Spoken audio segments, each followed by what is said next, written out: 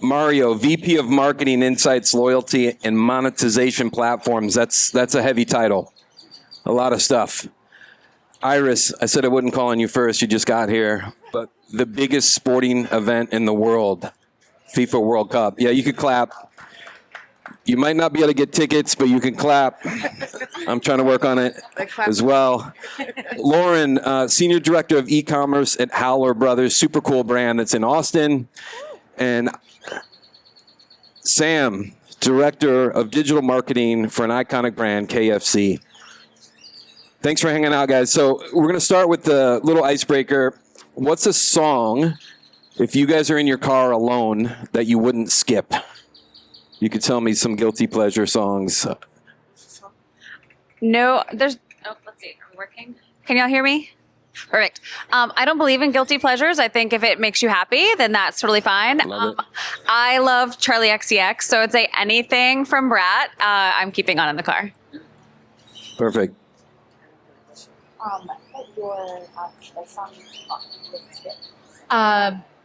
Yeah, I'm not skipping anything that is Tom Petty. Like, I'm a big Tom Petty and the Heartbreakers. Nice. I like that. Mario. Tie Me a Yellow Ribbon. Amazing. Honestly, any Maná song, I'm down for. I'm Mexican. Any Mexican music, I'm down for. I like it. I think Jamiroquai, for me, the song that was in Napoleon Dynamite. So if you Canned Heat, check that out. But if you choose something that's personal, that's loyalty. And so brands want to be unskippable with the audiences they're trying to reach. So let's talk a little bit about building loyalty in the attention economy and technology. So I'm going to start with Mario. Mario, one of the largest loyalty ecosystems in the world. That's crazy. Are you using technology to move beyond promotions into something that feels like 7-Eleven gets me and understands me? Yeah, well, we're trying, like everybody else, but it can't be spooky. The way we do it is we have a philosophy that if we can't explain it, what the machine is doing, what the AI is doing, then we don't do it, because we can't justify if it's losing us money or not. So we have a very simple way of thinking about it. We know there's 4 ways to make more money. You can get a customer to buy more things, buy more profitable things, come in more often, or get a new customer. So we basically take all the data we have and we break it into 5 personalization products that are very simple. One of them is we show you, of all the things we have on sale, hey, these are the things you like that are on sale.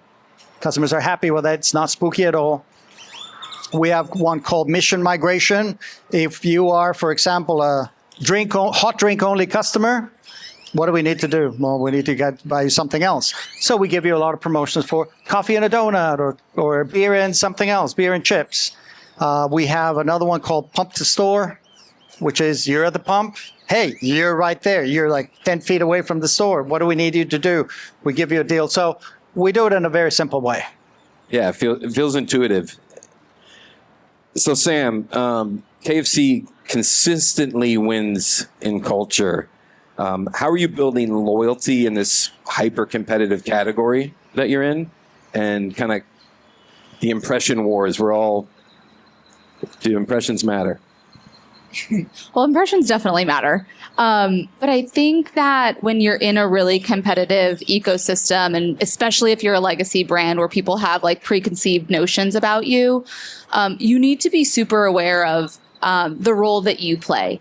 So like the easy kind of litmus test when you're thinking about your point of view as a brand in culture is, do I have a unique point of view that no one else has? Can I own this moment? Or am I at the best at this? Right? Because customers will expect you to put your money where your mouth is, so to speak. And so if they give you that opportunity in a hyper competitive market, you need to be prepared to follow through with all of the levers to keep people coming back. So like, the chicken industry is hyper competitive. You might say like, gosh, like I'm a Chick-fil-A gal. I like love Chick-fil-A. And it's like, all right, well, I bet you've eaten at McDonald's in the last 6 months, you know? So it's like, you've got to be prepared for when customers give you a chance in a super competitive market. And you've got to have a plan for how you're going to keep them coming back. So you grab that window and kind of take it, right? Yeah. So Lauren, Howler has built a cult following where loyalty looks a bit more like community than identity. How do you make sure that community connection doesn't feel transactional? Yeah, I think that's the interesting thing about being in men's apparel is that men, you have to wear a shirt or you have to wear shorts or whatever, but you don't have to buy from us. You don't have to buy the premium product. And so you're buying from Howler because that's what you want to do to express yourself. You're looking for something really interesting. And so it's a lot of partnerships. I mean, that's a big part of it, which is the sort of low tech side of it is we work with really cool other local brands. Like this shirt is Fort Lonesome, a really cool embroidery company out of Austin. But we also marketing right now in real life. I love it. But also doing big partnerships with brands like Toyota Land Cruiser or University of Texas, like really making sure we're reaching people where they are. But also the data is a big part of it too. Like we recognized as we looked at the data that people who bought pants from us were some of our most loyal and highest spending customers. But our pants are, we have some that are cool prints, but it's definitely the more simple version. And it's also, we have, pants kind of all look alike. So you have to really educate people. And so using that data to understand how we can show people how they could wear Howler in all of their clothing, and men in particular, but how also that, they can look at complementary products and making those recommendations to try to not upsell, but cross-sell and really showcase how Howler can be a part of their life. Yeah, so community building, right? So Iris, talking about the largest community in the world, fans of the FIFA World Cup. As a brand marketer for the FIFA World Cup, it's going to be the largest World Cup in history. Most digitally connected World Cup. Where do you start? No pressure, right? So from our end, I think everything has been very, very different. We're taking a different approach, especially because the amount of sports that you can actually consume across the U.S., period, let alone Canada and Mexico, obviously is very intense. We're coming in not only as a collaborator, but also as an opportunity for us to really enhance what does that look like from a World Cup perspective. FIFA, we are not naive to the fact that we are seen as a brand that's every 4 years, and everyone only knows us for the World Cup. But there's also other tournaments that are also happening across the board. Women's World Cup is coming in 2031. Club World Cup just ended last year. More Club World Cup that's also happening for us, especially in the US. So for us, it really is more so important from a brand perspective for people to recognize FIFA as, yes, we're uniting the world through football, soccer, football, however you want to call it. But at the end of it is how do we come in from a US space, North American space that we've never played for before? And how do we make sure that we do embrace that fandom that also loves NFL, NBA teams, NHL, WNBA, all that good stuff. So the way that we're approaching it, especially coming into the U.S., knowing that soccer is number 1 in Mexico, number 2 in Canada, and now number 3 in the U.S. We were number 4. But at the end of it, it's more so how do we collaborate with other sports like NFL, NBA, everyone, all these sports entities, because there's so much overlap. You guys can already have probably a game or a team that you follow now, but more so you follow other sports. You don't just follow soccer. You just don't follow football or basketball. So how do we make sure that we integrate our brand and, of course, our experiences, especially with the World Cup? It is the largest of its kind. It is the first of its kind. It is the first time that we're all doing it together. And to have the opportunity to be able to do that so that way we can actually bring a really cool experience to the fan. That's the approach that we're coming in. And then later on being able to label in how do you geofence, how do you go into the more tactical marketing. But for us, more so the branding needs to be there. The awareness needs to be there. We know that Austin isn't a host city, but at the end of it, we have Dallas and Houston that many people from Austin will be driving to go to a game. So how do we make sure that we do something really impactful in Austin? How do we collaborate with Formula One that's also happening here? I can talk about this all day long, but at the end of it, it's how do we collaborate with other sports fans and how do you get that emotional connection first before we go into digital, before we even go into selling you a ticket. At the end of it, we have over 500 million people requesting tickets. We don't have a problem on tickets. It's more so how do we make sure that people after the tournament is over continue to see our brand as a competitive brand, especially in the U.S.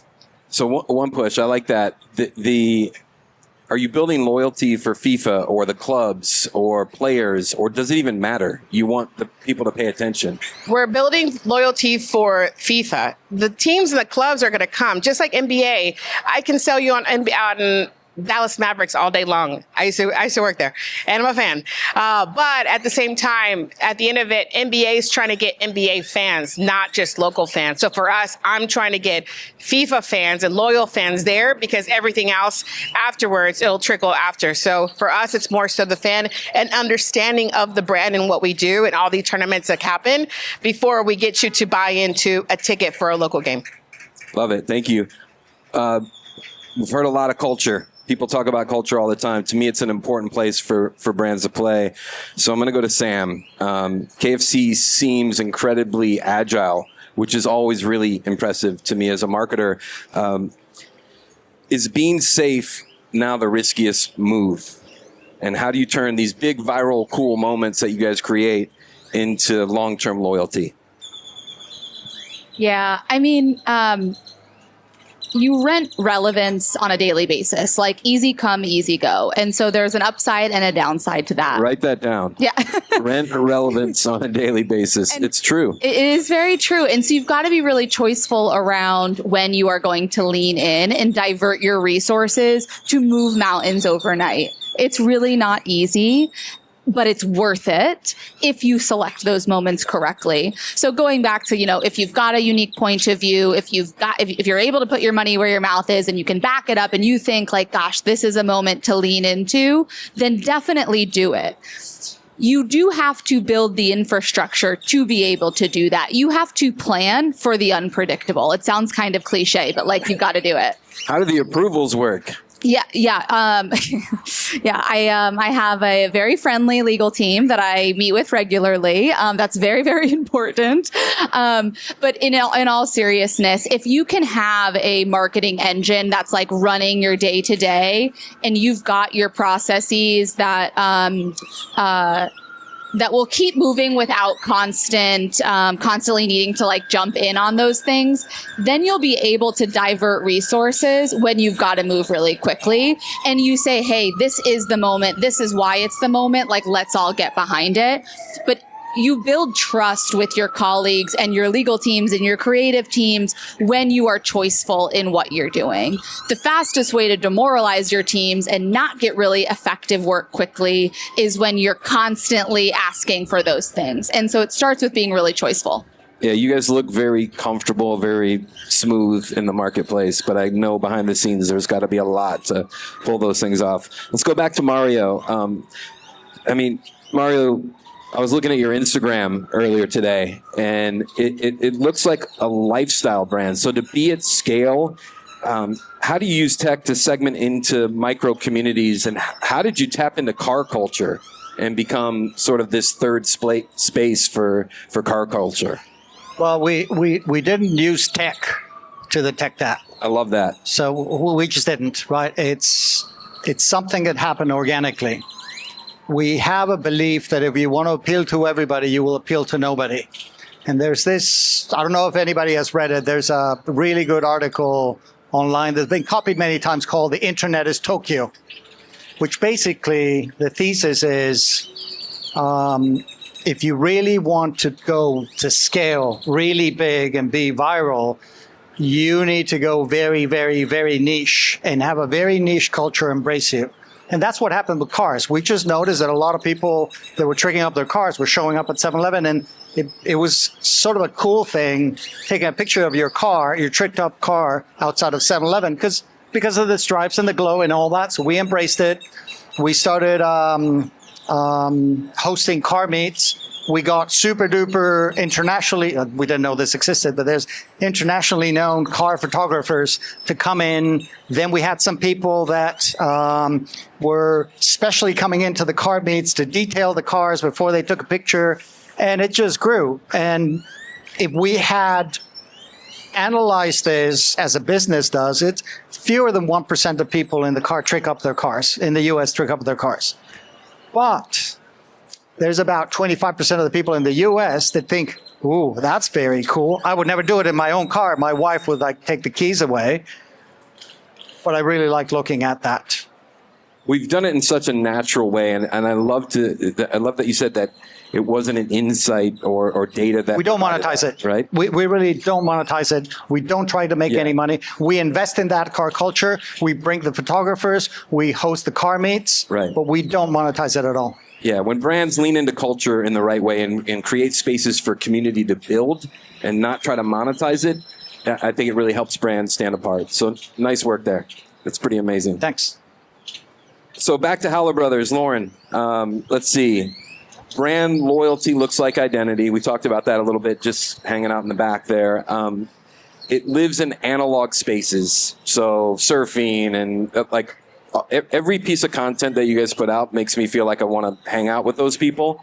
So how do you leverage that in e-commerce? You're still trying to sell product, but is analog a place that you play? I think that was the interesting thing coming into Howler Brothers as head of e-commerce about 6 months ago is a lot of times on the e-commerce side, the issue is you don't have enough content. And actually, we kind of had the opposite problem. We had such amazing content, but how do you make that where someone can both feel like they're a part of it, but also make it really easy for them to shop? Because at the end of the day, yes, we are a retailer, we're trying to sell you product. And so just really bringing in those stories and making sure that we're showcasing it, making it very inspirational because it is, again, an inspirational and aspirational brand, but also on the more analog side, like really leaning into that. And one of the ways we do that is through, again, partnerships on the much more localized level with ambassadors. And so we have a really robust brand ambassador program where we're working with fishing guides and, other types of like, especially in the outdoor space, because you really have to have authenticity there. You can't just like cosplay that you go camping and have people expect that they're going to trust your products. And so really leaning into those like really small, kind of individual, I wouldn't even call them creators. A lot of them aren't even really super active on social media. They're some of them are, and we're using them. We're starting to tap into that content more and use it to do UGC type advertising and that kind of thing. But a lot of it is also just being in those spaces, getting feedback from them, incorporating them into our photo shoots and the content we're creating. And so again, just making sure that we're building those relationships and maintaining that super authenticity that we can then spread out into our other marketing. I love that. How do you scale that? I mean, that seems like the big ask, right? It's a great question. That's one of the things we're really trying to work on now is how do we scale it? How do we make it where we can continue to grow that? Because, you mentioned this at the beginning, we have a lot of super fans. And so a lot of my responsibility is getting in front of new people, getting new people to understand who we are. And we're also a men's only brand. And technically we only sell menswear. This is a Howler shirt though, ladies. So you can absolutely, women can wear our product. There's a lot that really translates well to unisex, but also, as many of us may know, many men don't buy their own clothes.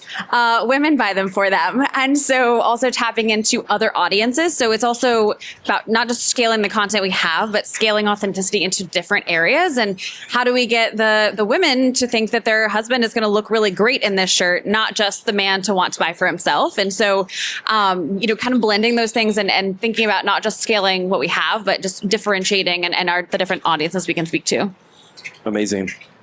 So yeah, talking about scaling, we said 104 matches for FIFA World Cup. It's hard to hear up here. So 104 matches for FIFA World Cup, each match bigger than the Super Bowl. And then, Iris, you've got to keep those people engaged. You want to bring them to Club World Cup. You want to bring them to Women's World Cup. So how do you do that from a marketing standpoint? How do you take this massive moment, engage these fans, and keep them in the FIFA ecosystem? It's funny. I took this rule a long time ago when I started a lot of marketing pieces, and I really do. It's more so the connection, the emotional connection that you have to the product, the emotional connection that you have to the experience. The one rule that we do go by is when you come to a game, make it so entertaining that you forget who won or lost the game. So the moment that you have an opportunity to go to any kind of sporting game, if it was whoever, I mean, it doesn't matter. You went with your friends, you had a nice time, you had a couple of drinks, you were on the Jumbotron, whatever it is. And then at the end of it, if you can't remember who won or who lost the game, obviously if they won, obviously it's a bonus, then we did our job, not only to entertain you, not only the journey that it took from buying a ticket to the game. For us, that's the most important thing, because that's what the loyalty comes by. The same thing that we're doing with music, same thing that we're doing with retail, same thing we're doing with food. How do we make sure that we engage people and get excited about some of these cities? It's 104 matches, it's 16 host cities, and they're all across 3 countries, so it's not that easy. But how do I get people excited to go to a game in Mexico, in Guadalajara, and Monterrey, as much as they get excited to go to Vancouver and Toronto? How do we make sure that we get people excited about the city when they're coming to visit? Tourism boards, working with the local government teams, all of that. To me, it's not just one bullet and it's going to solve everything. It's more so how, from a community perspective, do we get people excited to be part of the city, but then also to be able to come to a game. And at the end of it, it's our job, and of course the players and the team's job, to be able to entertain everybody on the pitch. And then after that, how do we make sure that afterwards, I feel like this is our data collection. The whole World Cup right now is our data collection for future tournaments, but it's more so how do we make sure that we get people excited about it for the first times that are going, or for the people that are going for their 10th World Cup, to make sure that they keep coming back. And at the end of it, it really relies on the entertainment and the emotional connection they have to the game. Connection is there, right? These are generational moments that families share and pass down and talk about. See a FIFA World Cup rugby shirt out there, and I know the amount of 94 FIFA World Cup stuff that's on Grail, selling for a ton of money on these different platforms that people are trying to gather right now. It's because FIFA World Cup means something. So I like your answer there. It feels very connected to continuing to scale and grow. So that's the culture side of it. Let's talk a little bit more about reach versus niche. And Sam, you said that. So I'm going to come back to you and talk about internet kind of culture thrives in these niches. How do you decide to jump into a moment versus letting it sort of pass? When do you jump in or jump out? It's like double Dutch. Yeah, I think it goes back to, like, if you have a product or experience that people that can back up what you want to say, right? Like, do you have a unique point of view, and then can you back it up? So I'll give you an example. I'm sure you all are aware, McDonald's came out with their snack wraps again, right? Like, years and years of like pent up demand.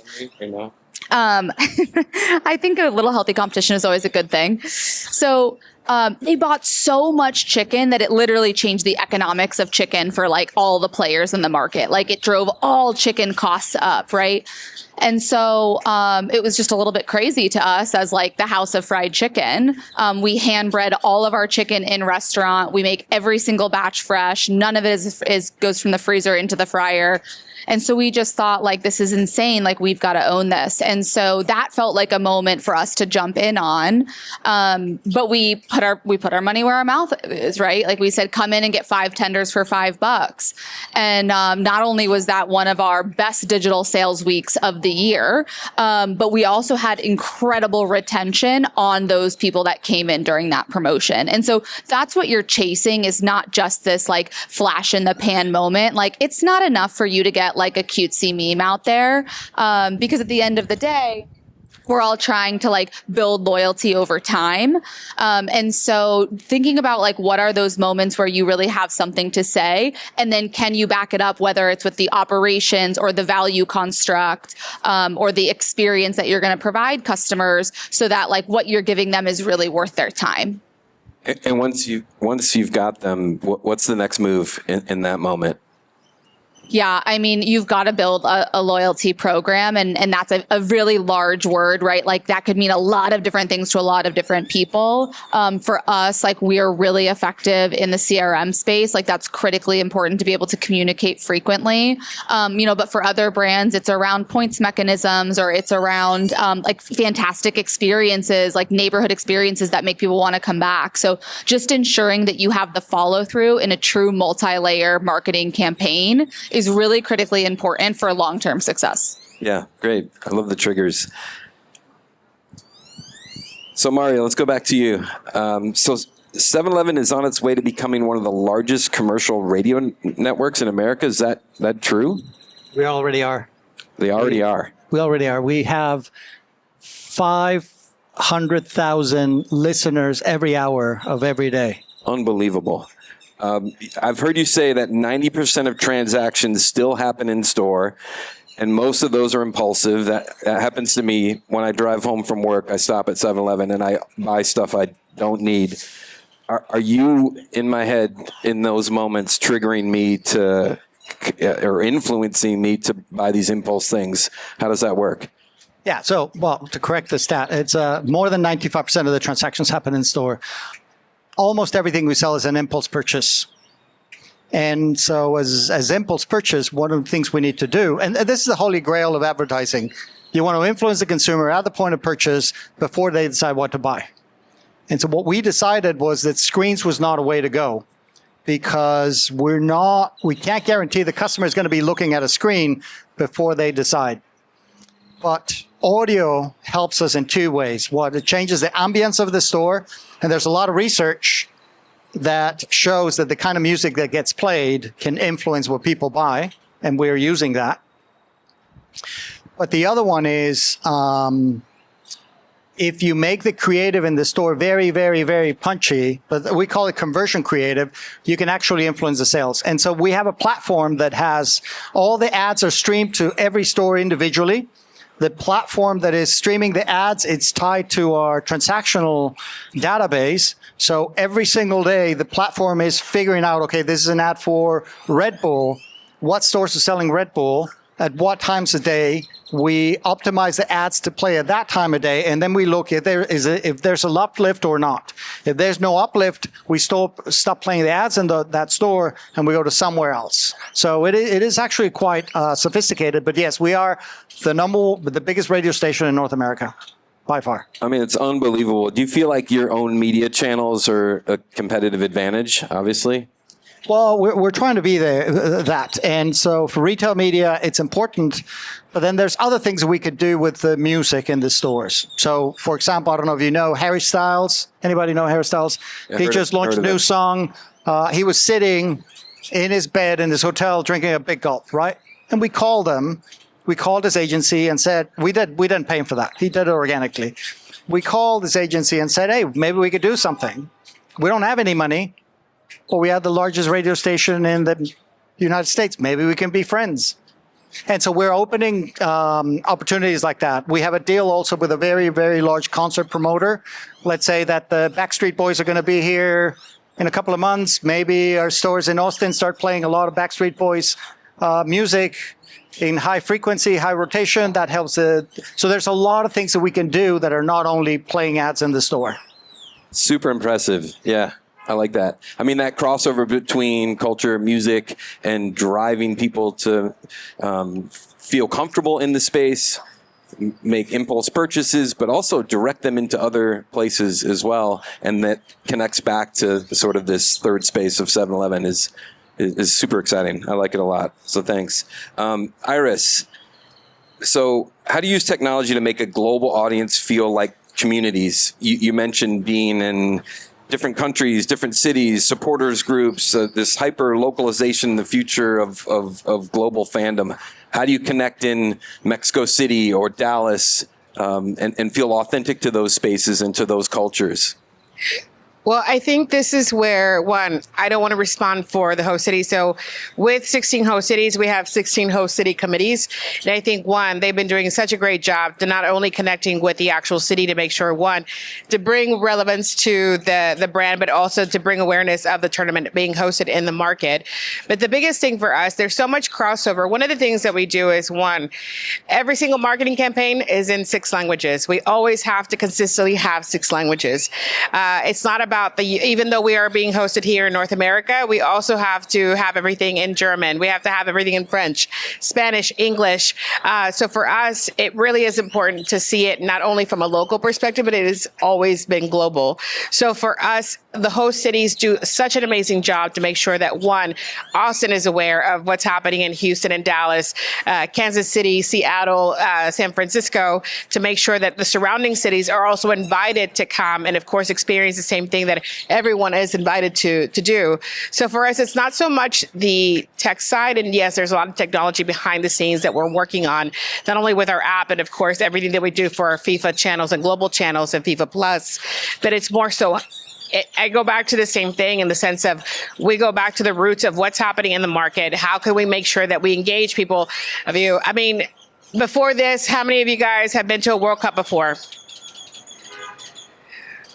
And how many plan on going to the World Cup this year? It's different. So for us, it's how do we make sure that we make that touch point locally first, authentically, from a language perspective, I said with a culture perspective, from our retail perspective, everything, because we're almost coming in as a starter in a sense in the North America. So we want to make sure that we're putting our best foot forward before we start selling more things that we know we need to build up the branding. So for us, that's the most critical piece, which is, I mean, it's not easy. We've been doing it for the last 2 years and we continue to do it through the tournament. And of course, after 26, what does that happen economically for all these cities and of course, the country. So for us, that's the most important thing right now. It's exciting. I mean, I feel like this is a moment for FIFA. Obviously, the first time you're in 3 different countries, this many games, and delivering and building a brand with all the cultural nuance that you have to be cognizant of, and an ecosystem to help you do that with the host cities. So, yeah, and then the other piece too is we're also opening the door for the 48 teams, the federations that are coming into US to be able to build and keep building those fandoms that they want, that they need. So that way, you know, if you love it here, you may go to Croatia to go to a game. So for us, it's also not only the opening door for us, but also opening the door for the teams. Yeah, unlocking the rest of the world. Yeah, it's exciting. So this goes to everyone here. What's one behavior that tells you loyalty is real, not just repeat purchase? Can you share like a metric that shows that you're creating lasting relationships? Is there something, some sort of trigger for you that you know that you've hooked someone in or you have some loyalty there?